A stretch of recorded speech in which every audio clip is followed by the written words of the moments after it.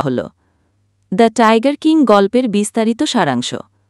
গল্পটি শুরু হয় প্রতিবন্ধপুরামের মহারাজা, যিনি টাইগার কিং নামে পরিচিত, তার পরিচয় দিয়ে। লেখকের মতে মহারাজার আসল নাম অনেক দীর্ঘ এবং জমকালো, যেমন জামেদার জেনারেল, খিলেদার মেজর, মহারাজাধিরাজা, বিশ্বভুবন সম্রাট ইত্যাদি, কিন্তু তিনি টাইগার কিং নামেই বিখ্যাত। লেখক গল্পটি শুরুতেই নাটকীয়ভাবে ঘোষণা করেন যে টাইগার কিং আর বেঁচে নেই, এবং তার মৃত্যুর কারণটি এই গল্পের মূল বিষয়। মহারাজার জন্মের সময় রাজ্যে জ্যোতিষীরা এক অদ্ভুত ভবিষ্যদ্বাণী করেন।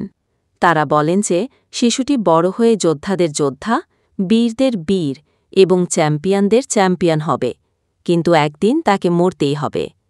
এই সাধারণ কথায় কেউ অবাক না হলেও 10 দিনের শিশু মহারাজা অলৌকিকভাবে কথা বলে ওঠেন এবং জানতে চান তার মৃত্যু কিভাবে হবে।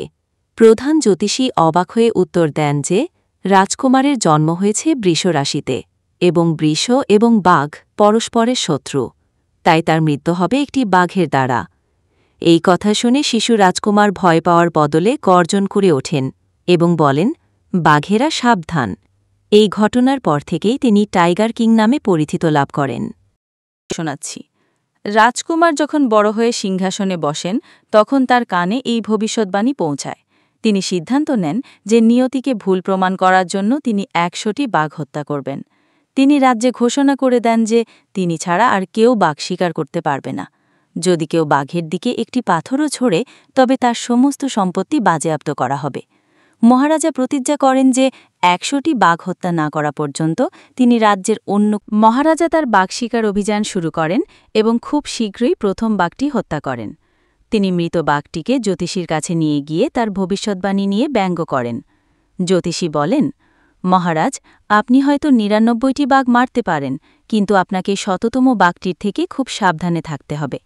তিনি আরও বলেন যে যদি মহারাজা 100তম বাঘটিকেও মেরে ফেলতে পারেন, তবে তিনি জ্যোতিষশাস্ত্রের সমস্ত বই পুড়িয়ে দিয়ে নিজের চুল কেটে একজন বীমা এজেন্ট হয়ে যাবেন। মহারাজার শিকার অভিযান সফলভাবে চলছিল, কিন্তু এর মাঝে কিছু বাধাও আসে। একবার এক উচ্চপদস্থ ব্রিটিশ অফিসার প্রতিবন্ধীপুরমে বাঘ শিকার করতে আসেন।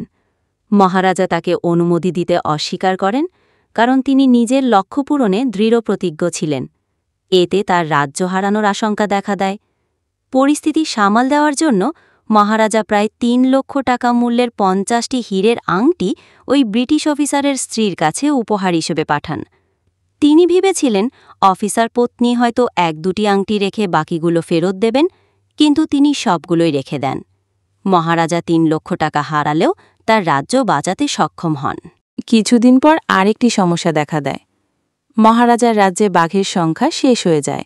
যখন তিনি 70টি বাঘ হত্যা করে ফেলেছেন, তখন তিনি তার দেওয়ানকে এমন একটি রাজ্য খুঁজে বের করতে বলেন যেখানে প্রচুর বাঘ আছে, এবং সেখানকার রাজকুমারীকে তিনি বিয়ে করতে পারেন। দেওয়ান তেমন একটি রাজ্য খুঁজে বের করেন এবং মহারাজা সেখানে বিয়ে করেন। এরপর থেকে যখনই তিনি শ্বশুরবাড়ি যেতেন, 5-6টি করে বাঘ শিকার করে আনতেন। এইভাবে তিনি 99টি বাঘ হত্যা সম্পূর্ণ করেন। 99টি বাঘ মারার পর মহারাজার দুশ্চিন্তা চরমে ওঠে, কারণ তার শ্বশুরবাড়ির জঙ্গলেও আর বাঘ পাওয়া যাচ্ছিল না। 100তম বাঘটিকে খুঁজে বের করা প্রায় অসম্ভব হয়ে পড়ে। মহারাজা রাগে ও হতাশায় রাজ্যের খাজনা দ্বিগুণ করার হুমকি দেন। এই সংকটময় পরিস্থিতিতে রাজার চাকরি বাঁচানোর জন্য দেওয়ান একটি উপায় বের করেন। তিনি মাদ্রাজের পিপলস পার্ক থেকে একটি খুব বৃদ্ধ ও দুর্বল বাঘ জোগাড় করে আনেন এবং গোপনে সেটিকে জঙ্গলে ছেড়ে দেন, যেখানে মহারাজা শিকার করছিলেন। পরের দিন মহারাজা সহজেই সেই বাঘটিকে দেখতে পান এবং গুলি চালান। বাঘটি সঙ্গে সঙ্গে মাটিতে লুটিয়ে পড়ে। মহারাজা আনন্দে আত্মহারা হয়ে ওঠেন, কারণ তিনি ভেবেছিলেন যে তিনি তার প্রতিজ্ঞা পূর্ণ করেছেন এবং মৃত্যুকে জয় করেছেন। তিনি বাঘটিকে রাজধানীতে নিয়ে আসার নির্দেশ দিয়ে চলে যান, কিন্তু আসল ঘটনা ছিল অন্য। মহারাজার গুলি লক্ষ্যভ্রষ্ট হয়েছিল এবং বাঘটি গুলির আওয়াজের আতঙ্কে জ্ঞান হারিয়ে ফেলেছিল। শিকারীরা যখন বাঘটির কাছে যায়, তারা বুঝতে পারে যে বাঘটি জীবিত। তারা ভয় পেয়ে যায় যে এই কথা জানতে পারলে মহারাজা তাদের চাকরি থেকে বরখাস্ত করবেন। তাই নিজেদের বাঁচাতে শিকারীদের একজন খুব কাছ থেকে গুলি করে বাঘটিকে সত্যি সত্যি মেরে ফেলে। এই সত্যটি রাজার কাছে গোপন রাখা হয়। শততম বাঘ হত্যার পর মহারাজা সম্পূর্ণ নির্ভয় হয়ে ওঠেন এবং নিজের ছেলে অর্থাৎ রাজকুমারের প্রতি মনোযোগ দেন। ছেলের তৃতীয় জন্মদিনে তিনি তাকে একটি বিশেষ উপহার দেওয়ার সিদ্ধান্ত নেন। তিনি একটি খেলনার দোকান থেকে একটি কাঠের তৈরি বাঘ কেনেন। খেলনাটি একজন অদক্ষ কারিগরের হাতে তৈরি হওয়ায় এর গা ছিল অমসৃণ এবং কাঠের ছোট ছোট টুকরো বেরিয়েছিল। মহারাজা যখন তার ছেলের সঙ্গে সেই কাঠের বাঘটি নিয়ে খেলছিলেন, তখন একটি স্লিভার তার ডান হাতে ফুটে যায়।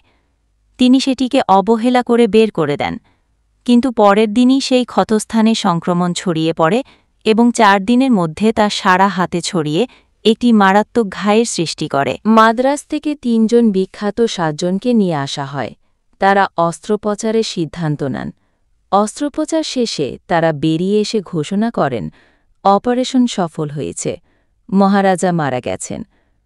এইভাবে একটি নির্জীব কাঠের বাঘ অর্থাৎ সেই শততম বাঘটি পরিহাসমূলকভাবে টাইগার কিংয়ের মৃত্যুর কারণ হয়ে দাঁড়ায়।